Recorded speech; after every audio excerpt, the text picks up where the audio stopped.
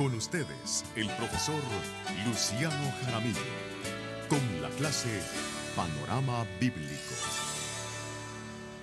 Habíamos dejado el aspecto de cómo se formaron y se seleccionaron los libros del Antiguo Testamento y dijimos que hay una diferencia entre la formación del canon, que así se llama la selección de los libros del Antiguo Testamento por parte de los judíos, y la formación del canon por parte de los cristianos.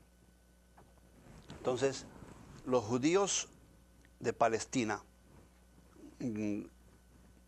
llegaron a un momento en que quisieron definir claramente, a través de una autoridad religiosa, cuál era su canon, especialmente después de la venida de Cristo y de la evangelización que hizo la iglesia cristiana primitiva, utilizando la Biblia de los 70, que era una Biblia griega, ¿no?, que contenía los libros deuterocanónicos que llamamos hoy en día, que agregaron los judíos que no eran de Palestina. Entonces los judíos de Palestina, reunidos en esa población que llamamos de Yamnia, ahí definieron ellos de que el canon judío de libros inspirados eran los 39 libros del canon corto, todos escritos en hebreo. Y entonces rechazaron los libros no escritos en hebreo, que fueron los libros que contenía la Biblia Septuaginta y que fueron de composición posterior al siglo IV antes de Cristo, y que eran aceptados por los judíos de la diáspora, los judíos de la dispersión. Eso tiene su pequeña historia. La primera versión de la Biblia que conocemos es la versión de los 70, que se llama, que fue hecha por algunos expertos biblistas, rabinos y escribas que solicitaron los judíos que vivían fuera de Palestina, especialmente en la gran colonia judía que existía en Alejandría, al norte de Egipto. Le pidieron a su rey, que era el rey Ptolomeo, que pidiera al rabino de Jerusalén que enviara expertos para traducir del hebreo al griego, porque ya no se hablaba hebreo en estas colonias judías de fuera de Palestina. El lenguaje oficial y el lenguaje común era el griego, que les tradujera su Biblia hebrea al griego. Y eso se hizo más o menos en el año 300 antes de Cristo, y esa traducción duró más de 100 años, hasta más o menos era 150 años quizás, hasta cerca del año 150 que se terminó la traducción. En el año 300 se tradujo sobre todo el libro de la ley, la Torá, el Pentateuco. Pero esos judíos de la diáspora, ellos se sentían pueblo de Dios también, aunque estaban fuera de Palestina, y ellos dijeron, también Dios nos puede revelar a nosotros. Y entonces agregaron a los libros en hebreo, agregaron otros libros de composición tardía, que fueron los libros de los Macabeos, el libro de Judith, el libro de Tobías, el libro de la sabiduría, el libro del eclesiástico, 7 libros más, que son los que hoy llamamos nosotros apócrifos, le dicen algunos, otros lo llaman deuterocanónicos, que quiere decir recibidos en el canon posteriormente, eso es lo que quiere decir deuterocanónicos. Entonces, aún antes de Jesucristo ya existían el canon largo, que es el canon griego de la Septuaginta, y el canon corto, que es el canon hebreo, definido en Yamnia por los judíos de Palestina. Aún había un canon cortísimo, que era el de los samaritanos. Los samaritanos que desde el siglo IX y VIII, que pertenecían a Israel, allá en el norte de Palestina, ellos se separaron de Judá. Recuerda que en el tiempo de Cristo ni siquiera se hablaban, ¿no? Ellos solamente admitían, y admiten hoy en día todavía las pequeñas congregaciones samaritanas judías, los 5 primeros libros de la Biblia, solamente el Pentateuco, la ley, ¿no?, los samaritanos. Entonces hay por lo menos 3 cánones ya en el Antiguo Testamento, ¿no?, admitidos por diferentes grupos de judíos. En el Nuevo Testamento, las iglesias cristianas, ahora entramos en el proceso de selección en relación con el Antiguo Testamento de las iglesias cristianas. Entonces, las comunidades cristianas, lo que ha pasado es que se han enrutado aceptando uno de los 2 cánones, el largo de la Septuaginta de 47 o el corto hebreo palestinense en hebreo de los judíos de Jerusalén y de los judíos de Palestina.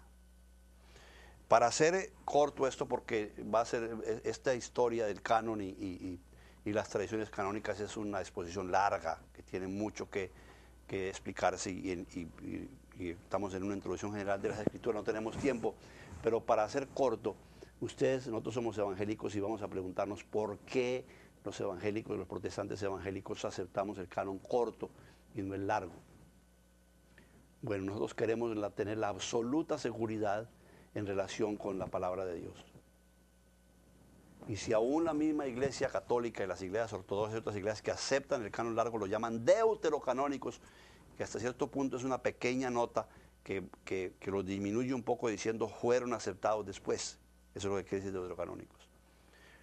Nosotros decimos, los mismos reformadores, aunque respetaron hasta cierto punto los deuterocanónicos y Reina y Valera los tradujo, los puso aparte, Lutero lo tradujo en su Biblia alemana, la Biblia del King James aparece en los libros deuterocanónicos, pero siempre los ponen aparte, con alguna advertencia acerca de que esos libros no son reconocidos como inspirados por muchas comunidades cristianas, especialmente las comunidades que nacieron de la Reforma, protestantes y evangélicas.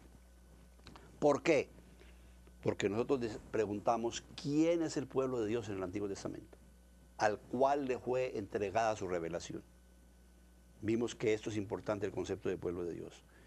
En el Antiguo Testamento no existía la iglesia, existía el pueblo de Dios que se llamaba Israel. Y el Israel que encontramos en la Biblia es decir, Israel que está con su capital en Jerusalén, donde fue unido todo el pueblo de Dios, con sus autoridades constituidas en Jerusalén, con su templo en Jerusalén, ¿no? Aunque después fue destruido. Entonces nosotros decimos, nosotros aceptamos como palabra inspirada por Dios en el Antiguo Testamento lo que el pueblo de Israel oficialmente, constituido de acuerdo a la misma Biblia, acepta. Y así de esa manera estamos seguros de que estamos aceptando la revelación de siempre de las Sagradas Escrituras. Entonces nos quedamos con los 39 libros como realmente el canon oficial de la Iglesia Cristiana, Protestante y Evangélica. Hay muchas otras razones, no viene al caso darlas ahora, y hay mucha discusión sobre esto, pero para mí ese es el criterio fundamental en cuanto a por qué nosotros aceptamos. En materia de fe, en materia de relación con Dios, en materia de salvación, en materia de doctrina y de disciplina, es mejor tener y ir sobre lo seguro, como se dice, ¿no? Y por eso nuestro canon corto es el canon hebreo y de los judíos de Palestina y de los cristianos protestantes y evangélicos. También la iglesia ortodoxa rusa, por ejemplo, es simpático. La iglesia ortodoxa rusa, que es antiquísima, acepta el canon corto del Antiguo Testamento, ¿no? Y otras iglesias, ¿no? Vamos ahora a una tercera pregunta. La tercera pregunta es, ¿cómo se clasifican los libros del Antiguo Testamento? Hay una clasificación judía de la judía que tiene que ver con tres palabras. Se les voy a dar rápidamente. Torah, que en hebreo quiere decir ley, y póngale una H final, T-O-R-A, tilde H final, Torah. Y esos son los primeros 5 libros, el Pentateuco. Estos primeros 5 libros son admitidos por todo mundo, cristianos, judíos, samaritanos, como inspirados. Si quisiéramos ver un canon común en el Antiguo Testamento, eso es el Pentateuco. Todo el mundo acepta el Pentateuco. Luego vienen los Nevi'im, con B grande, Nevi'im, con una doble I, im y una M final, que quiere decir profetas. Es la segunda clasificación. Y entonces, entre los profetas tenemos los profetas anteriores y los profetas posteriores. Aquí tenemos una tabla, ustedes la tienen en sus apuntes. Esta tabla precisamente revela esto que estoy yo aquí mostrándoles, ¿no? la composición. Ustedes tienen una tabla ahí sobre esto. Entonces, los Nevi'im son los profetas, y los profetas, según la clasificación judía, son los profetas anteriores y los profetas posteriores. Los profetas anteriores son Josué, Jueces, Samuel y Reyes. Esos libros. ¿Por qué se llaman proféticos esos libros según los judíos? Siendo que, por ejemplo, el libro de los jueces habla de los jueces y el libro de los reyes habla de los reyes. ¿Sí? Muchos los clasifican como libros históricos. No, si usted va bien, lo lee bien, se va a dar cuenta que, aunque son las historias de los jueces y la historia de los reyes, es la historia vista con ojos de profetas. Y lo importante ahí no es tanto el rey mismo ni el juez, sino cómo el profeta juzga su gestión. Entonces los jueces, Josué, Reyes y Samuel, en la historia del pueblo, la historia de los reyes, la historia de sus dirigentes, visto a través de los ojos de un profeta. ¿Están siguiendo? ¿Y qué mensaje hay? ¿Qué dice Dios acerca de esto? ¿Qué aprendemos de ellos? Son libros proféticos. Y luego los profetas posteriores, que son los 4 y 12. ¿No? Los 4 profetas mayores, que son Isaías, Jeremías, Ezequiel y Daniel, y los 12 profetas menores. Y la tercera clasificación judía son los Ketubim con K, Ketubim con M final, tal como suena, que quiere decir en hebreo los escritos, ¿no? E incluye el resto de libros misceláneos, incluyendo Primero y Segunda Crónicas. Es un Ketubim.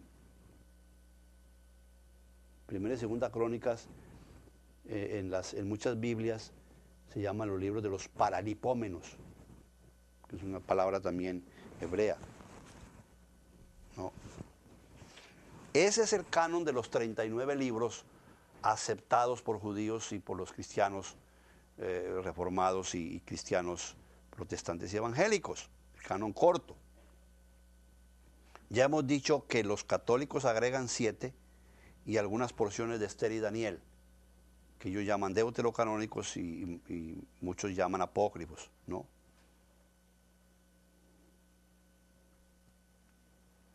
Ahora, las clasificaciones en las Biblias cristianas, sea protestantes o evangélicas o católicas, es un poco diferente de Torá, Nevi'im y Ketubim. Nosotros, por ejemplo, llamamos libros, primero el Pentateuco, luego los libros históricos, y en los libros históricos las Biblias cristianas incluyen a los que se llaman profetas anteriores, ¿no? Luego vienen los profetas, vienen las narraciones, la poesía y los libros sapienciales. Por lo general se clasifican así: los libros poéticos, y entre ellos se incluyen el Cantar de los Cantares, los Salmos, que son libros poéticos, y entre los libros sapienciales, Eclesiastés y Proverbios.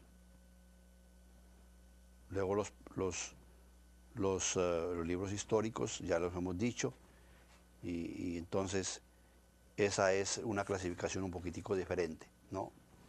Vamos a otra pregunta, a la pregunta cuarta, los idiomas bíblicos. Vamos a ir un poco más rápido aquí. ¿En qué idioma se escribió el Antiguo Testamento? Y yo voy a adelantar un poco también pasándome al Nuevo Testamento, porque ve que no hay mucho tiempo para esto. Los idiomas bíblicos fueron 3, básicamente 3. Originalmente la Biblia se escribió en 3 idiomas. El Antiguo Testamento en 2 y el Nuevo Testamento en 1. Si hablamos del Antiguo Testamento, del canon corto. El Antiguo Testamento se escribió en arameo y en hebreo. Fundamentalmente fue en hebreo, ¿no? La inmensa mayoría del Antiguo Testamento fue originalmente escrito en hebreo. El hebreo era una lengua semita. Y hay muchas lenguas semitas. Era una lengua semita sin mucha importancia, el hebreo. Era más importante, por ejemplo, el arameo, que era la lengua de Babilonia, del imperio, como el inglés hoy en día. Pero el asirio era otra lengua semita. El fenicio era otra lengua semita. Hay cantidades de lenguas semitas. El arameo era la lengua internacional, especialmente después de la conquista del imperio babilónico, que conquistó a medio mundo, entre ellos a Israel, a Palestina. Y algunas secciones del Antiguo Testamento fueron escritas en arameo. Se les voy a dictar rápidamente. El libro de Esdras, capítulo 4 del verso 8 hasta el capítulo 6, verso 18. Y el capítulo 7 de los versos 12 al 26, esos pasajes fueron escritos en arameo. Repito, Esdras 4, 8, 6 a 18, perdón, 4, 8 a 6, 18 y 7, 12 a 26 fueron escritos en arameo del libro de Esdras. El libro de Daniel, el capítulo 2, versículo 4 al capítulo 7, versículo 28, 5 capítulos fueron escritos en arameo. Del libro de Jeremías tenemos el capítulo 10, versículo 11, y mire qué simpático, y 2 palabras del libro del Génesis, en el capítulo 31, versículo 47, fueron escritas en arameo.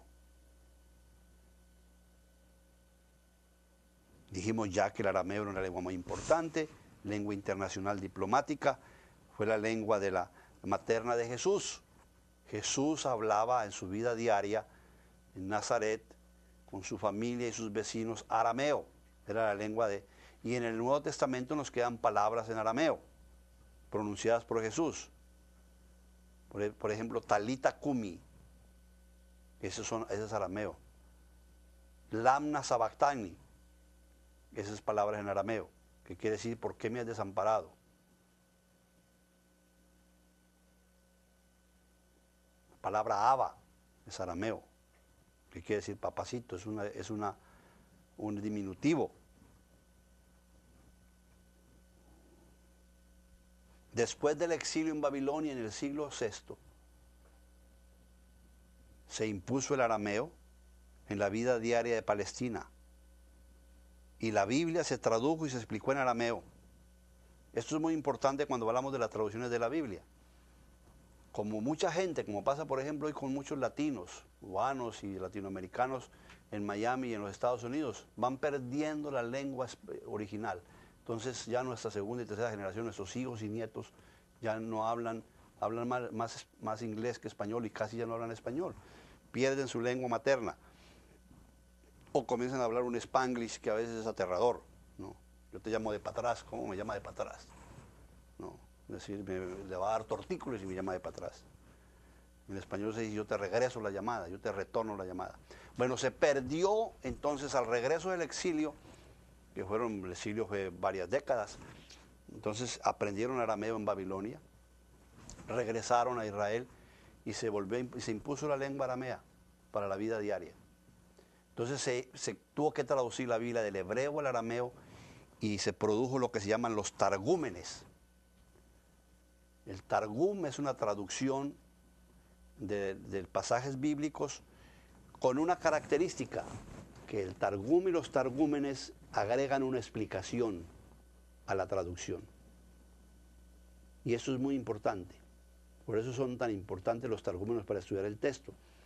Porque los rabinos y los escribas los traducían al arameo, todo es en arameo siempre, los targúmenes, pero agregaban una explicación y a veces una ilustración. Entonces, por lo general los targúmenes es una pequeña historia ilustrativa al texto bíblico que se traduce, ¿no? Ahora, los libros que se agregaron, especialmente por los judíos del exilio en Egipto y otros, fueron libros en griego. Y estos libros son primero y 2 Macabeos.